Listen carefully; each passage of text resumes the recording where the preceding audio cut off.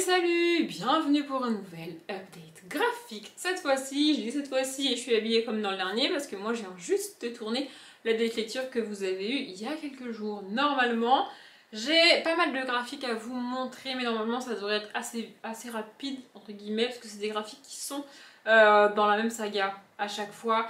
Je vais commencer par ceux que vous avez déjà vus et très longuement vus en vlog d'ailleurs. Donc, dans l'ordre: Destination Gryffondor, et oui, ils sont de retour.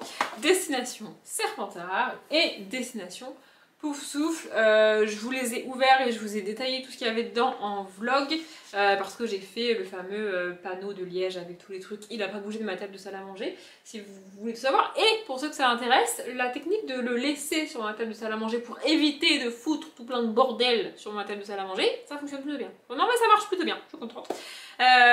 Bref, du coup voilà, j'ai lu les trois. Je vous conseille de nouveau ces trucs là.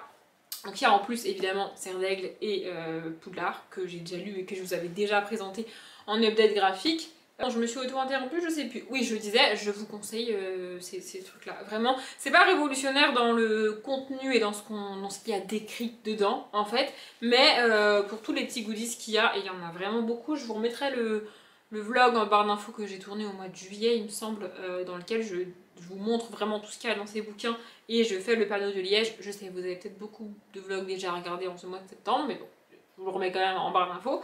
Bref. Et je voulais dire quoi, je ne sais plus. Oui, du coup, pour ce qu'il y a écrit dedans, c'est pas dingue, mais pour tous les petits goodies comme ça, là, qu'il y a dedans, c'est vraiment cool. Bon, je suis très en colère parce que Gryffondor, franchement, c'est... J'allais dire c'est de la merde, c'est peut-être un petit peu violent comme terme, mais en fait ce qui me saoule quand ils font des trucs par maison, je l'ai déjà dit, je le répète, c'est que Gryffondor, bah, ils se contentent de nous parler des trois personnages principaux que tu connais en long, en large et en travers. Enfin je veux dire, la saga entière tourne autour de Harry et de Ron et d'Hermione, donc tu les connais bien, même toute la famille Weasley, tu les connais. Je sais pas en fait, moi ce que j'aurais préféré c'est que on ait, je sais pas, Dean Thomas, ou comment il s'appelle, c'est Seamus. Tu vois, Miss Finnegan, c'est comme ça qu'il s'appelle. Ou même Hagrid, qui est quand même un Gryffondor, tu vois. Ou même la jeunesse de Dumbledore, qui est normalement un Gryffondor, tu vois. Qu'on nous parle, dans ce livre-là, d'autres Gryffondors, moins importants évidemment que le trio infernal central. Mais pour moi, ça aurait été plus intéressant que de revenir sur Harry, Ron, Hermione et tout. Enfin, voilà. Mais donc, pour moi, des 5, c'est celui-là le moins bien. Et celui-là est pas très loin derrière. J'aime beaucoup Serpentard et c'est une autre vision de Drago, des deux Crabbe, Goyle et même de Rogue. Mais ça reste des personnages que tu connais bien quand tu as vu les films et lu les livres. Même si mes lectures des bouquins en ce moment sont particulièrement compliquées, mais enfin bref. Du coup, voilà, Gryffondor c'est le moins bien. Serpentard, en fait Serpentard pour moi il est à peu près aussi bien que le Poudlard. Vous voyez, le Poudlard est sympathique mais c'est très en surface sur toute la saga parce qu'évidemment un petit truc comme ça sur toute une saga c'est un peu léger, mais voilà. Et pour moi les deux meilleurs c'est le Poufsouffle et le Serre d'Aigle que je vous ai déjà montré, parce que on revient sur des personnages qu'on connaît très peu en fait, qu'on voit très peu. Luna n'apparaît qu'à partir du tome 5. Cho est présente dès le tome 2, en tout cas en livre il me semble, et tu la vois en film, tu l'aperçois dans le film 3 il me semble, et tu la vois vraiment dans le film 4, et dans le 5e évidemment. Mais voilà, ce sont des personnages qui ont très peu de scènes, qui sont très peu présentes dedans. C'est pareil pour Diggory. Diggory tu le vois que dans le 4 en fait, bon après il est mort donc tu me diras, tu le vois plus forcément, mais les personnages de Poufsouffle tu t'en vois vraiment très peu. Du coup là, pour le coup, c'est intéressant de faire ça sur des personnages qu'on voit très peu. Quand, enfin, pour Gryffondor et pour Serpentard, vous avez compris que je vois pas trop l'intérêt de revenir sur les deux trios infernales au final, à savoir Harry, Ron, Hermione et Crabbe, Goyle et Malfoy. Voilà, du coup, les Poufsouffles et les Serre d'Aigle sont vraiment très cool. Bon, Gryffondor... En fait, Gryffondor, je l'ai pris en sachant que j'apprécierais pas forcément celui-là. Mais j'allais pas avoir les 4 autres et pas le dernier. Enfin, vous voyez. Bref, je vous les conseille de nouveau si jamais. Les deux BD suivantes, je suis quasiment certaine de ne pas vous en avoir parlé, mais je les avais rangées dans ma bibliothèque. Or, je ne range mes livres dans les bibliothèques qu'une fois que je les ai présentés en update. Mais comme j'ai dû les présenter en vlog, je pense que je les ai rangés sans faire exprès. Donc peut-être que j'en ai déjà parlé, si c'est le cas, enfin j'en ai déjà parlé, c'est sûr.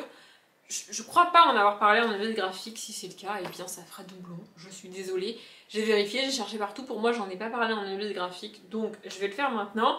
Je vous parle et j'ai lu Enola et les animaux extraordinaires, le tome 2, la licorne qui dépassait les bornes, et le tome 3, le kraken qui avait une mauvaise haleine, de Joris Chamberlain et Lucille Thibaudier à chaque fois. En gros, on suit Enola qui est une vétérinaire pour animaux spéciaux, donc les licornes et les krakens. Et dans le tome 1, c'était une gargouille.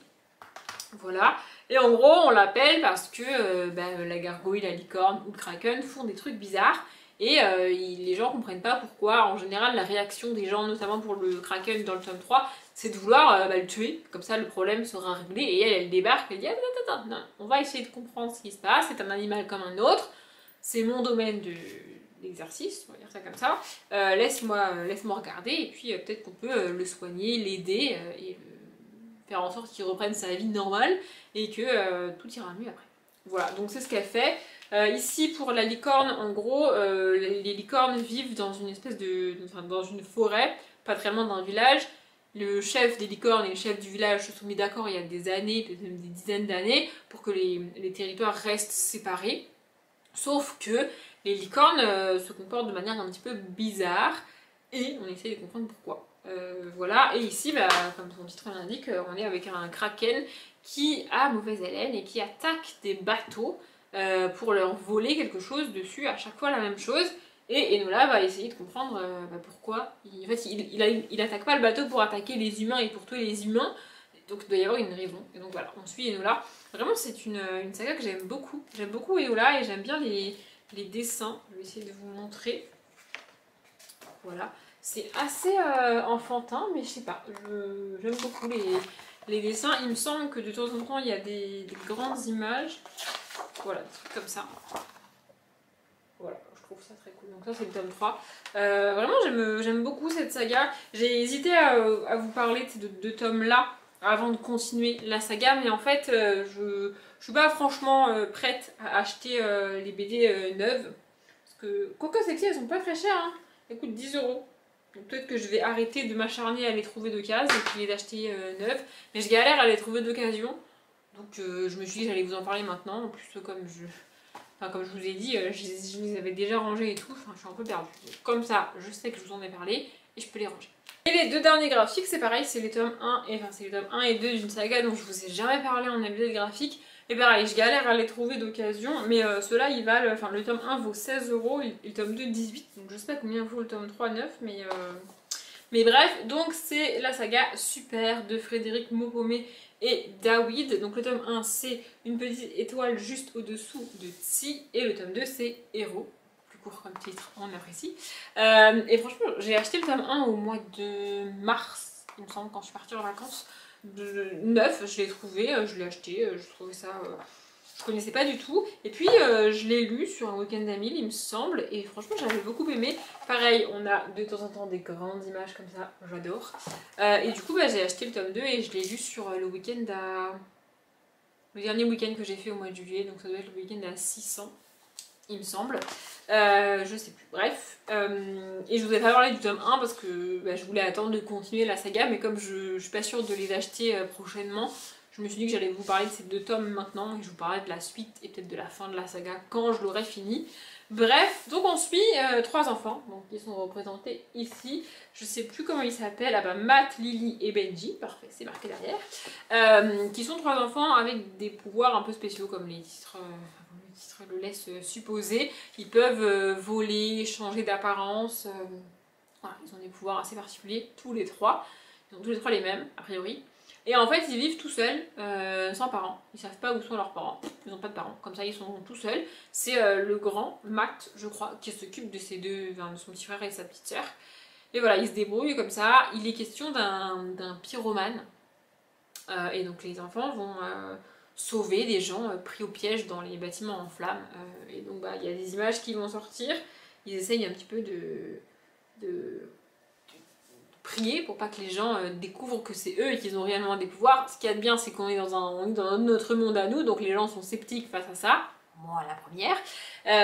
Et donc les gens partent du principe que c'est un montage, que ça n'existe pas. Et voilà, et dans le tome 2, les ennuis commencent parce que les enfants commencent à réellement sortir le soir pour jouer des super-héros, comme le titre l'indique, et donc ils sont très fatigués, et le lendemain ils s'endorment en classe, ils sont pas très attentifs, ils ont de moins bons résultats, et donc leurs profs commencent à mettre des mots dans leur carnet et demandent à voir leurs parents, sauf que ils n'ont pas de parents. Donc voilà, j'aime beaucoup suivre ces personnages, je les trouve très chouettes, et puis alors je trouve que les BD sont vraiment très belles, vous le savez. Moi, les trucs colorés, c'est ma vie. Donc voilà, et ça, je l'ai montré en vlog, mais je sais pas pourquoi. Je trouve ce dos magnifique. C'est juste une chaise avec des trucs posés dessus, mais je sais pas, je trouve ça trop cool. Et là, en bas, vous voyez, c'est la suite de la saga, donc 3, 4, 5, je pense. Voilà, du coup, il faudrait vraiment que je trouve la suite et que je la lise. C'est une série que j'ai jamais vue nulle part sur aucune chaîne Booktube. Alors après, je suis pas très assidue sur les chaînes Booktube, j'avoue. Donc peut-être que vous l'avez déjà vu. Si ça vous intéresse, c'est aux éditions de la Gouttière. Je ne connaissais pas, mais je vous les conseille, c'est vraiment très cool. J'ai l'impression d'avoir été particulièrement efficace sur cette update graphique, mais au milieu de ce mois de vidéo, une petite vidéo courte, ça fera du bien. Donc je vais pas la rallonger inutilement et je vais m'arrêter là. Comme d'habitude, je vous souhaite une bonne journée, un bon après-midi, un bon appétit ou une bonne nuit et je vous dis à demain.